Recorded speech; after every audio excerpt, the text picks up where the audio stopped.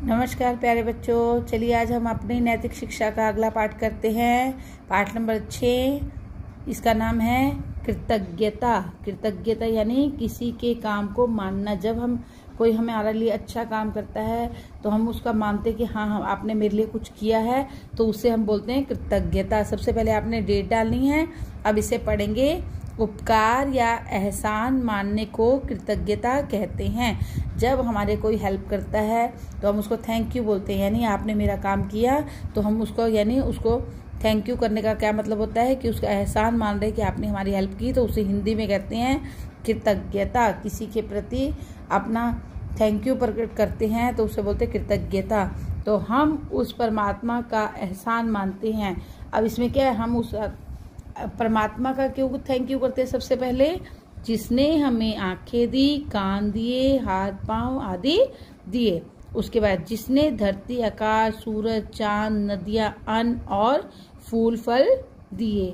जिसने हानि, लाभ, बुरा भला सोचने की बुद्धि दी, मनुष्य जन्म दिया। तो भगवान का हम थैंक यू क्यों करते हैं? क्योंकि उन्होंने हमारे को ये शरीर दिया, सारे हाथ पैर सब कुछ अच्छा दिया। उसके बाद उसने ये धरती बनाई, आकाश बनाए, चांद सितारे बनाए, सभी भगवान के हाथ में है। नदियां, अन्न, जल सभी हमें क्या देता है? परमात्मा देता है।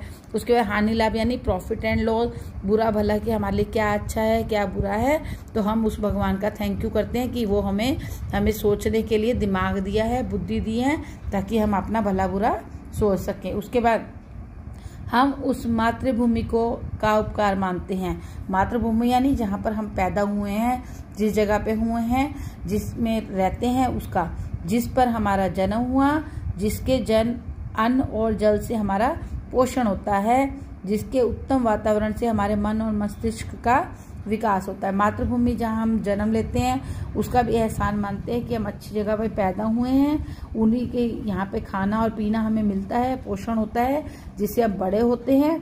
और उत्तम वातावरण यानी हमारे आसपास का जो जहाँ पे हम रहते हैं, इसका एनवायरनमेंट बहुत अच्छा है कि हमारे को मन और मस्तिष्क का, मन यानी हमारा मन और मस्तिष्क यानी हमारे दिमाग का विकास होता है, यानी आगे बढ़ते हैं, हम बड़े होते हैं। उसके बाद हम कृतज्ञ हैं, यानी हम उनका एहसान मानते। किनका? उन माता पिता और गुरुजनों का। सबसे पहले परमात्मा का, उसके बाद मातृभूमि का, अब हम अपने माँ बाप का और गुरुजनों का। कैसे मानते हैं? जिन्होंने जन्म दिया। किसने जन्म दिया? माता पिता ने। पाल पोस रहे हैं माता पिता। स्वयं कष्ट उठाकर जो भी सुख पहुंचा रहे हैं माता पिता। तो हम उनका धन्यवाद करते हैं कि आपने हमारे लिए ये सब कुछ किया। उसके बाद है नंबर 2, जो शिक्षा दे रहे हैं, यानी जो पढ़ाई दे रहे हैं, अच्छे स्कूल में हमें पढ़ा रहे हैं और भले बुरे की तमीज़ सिखाकर, यानी वो आपको बताते हैं कि क्या सही है क्या गलत है। कई बार आप उनकी बात नहीं मानते हैं, पर ये गलत बात है, वो उनको ज़्यादा पता होता है, वो हमसे बड़े हैं, तो भले बुरे की तमीज़ सिखाकर हमें भला और शिष्टाचारी बना रहे हैं, यानी दूसरों के सामने अच्छे से हम बिहेव करें ऐसा बना रहे हैं। और उसके बाद जो हमें मार्ग सुझाकर और अपना आशीर्वाद देकर हमें शक्ति और सदाचार पैदा कर रहे हैं। यानी गुरु भी हमें क्या सिखाते हैं? भला बुरा सिखाते हैं। जो शिक्षा देते हैं, माता पिता भी देते हैं, गुरुजन भी देते हैं, यानी हमारे टीचर्स हमें देते हैं और हमें मार्ग सुझाते हैं कि ये क्या आपके लिए सही है और क्या आपके लिए गलत है, और अपना आशीर्वाद देते हैं। फिर भी चाहे हम गलती करें तो भी हमें माफ़ कर देते हैं और हमारे में शक्ति और सदाचार यानी अच्छाई भर देते हैं। तो हम किसके कृतज्ञ हैं? भगवान के, क्योंकि उन्होंने हमें बनाया, मातृभूमि जहाँ हम रहते हैं, माता पिता और गुरुजन जिन्होंने हमें हमारा भला बुरा सोचने के लिए, आगे बढ़ने के लिए शक्ति देते हैं, हमें सिखाते हैं और अपने कष्ट उठाकर हमारे लिए काम करते हैं। अब अगला पेज देखिए, ये है अभ्यास।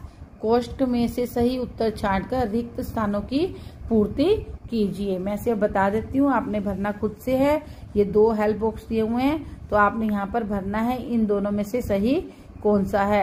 आप अगर जगह कम रहे तो आप कोई बात नहीं, ऊपर करके लिख देना थोड़ा, ऐसा कुछ नहीं है। तो आपने देखना है उपकार किसका मानते हैं? जो अन्न और जल देता है, मातृभूमि।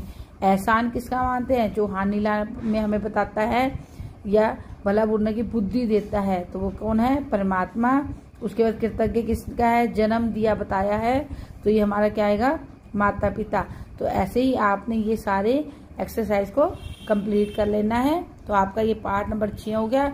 इसकी रीडिंग भी उतनी ही जरूरी है बेटे जितनी आपके बाकी सब्जेक्ट्स हैं, तो प्लीज इसको भी साथ साथ पढ़ते रहे। अगर आपसे कोई क्वेश्चन पुट करे तो आपको अपने लेसन्स के बारे में पता होना चाहिए कि हमने नैतिक शिक्षा में क्या किया है। सिर्फ ये ऐसे ही बुक नहीं है कि आपने बस हाँ मैम ने करवाया और हमने छोड़ दिया, ऐसा कुछ नहीं करना बेटा।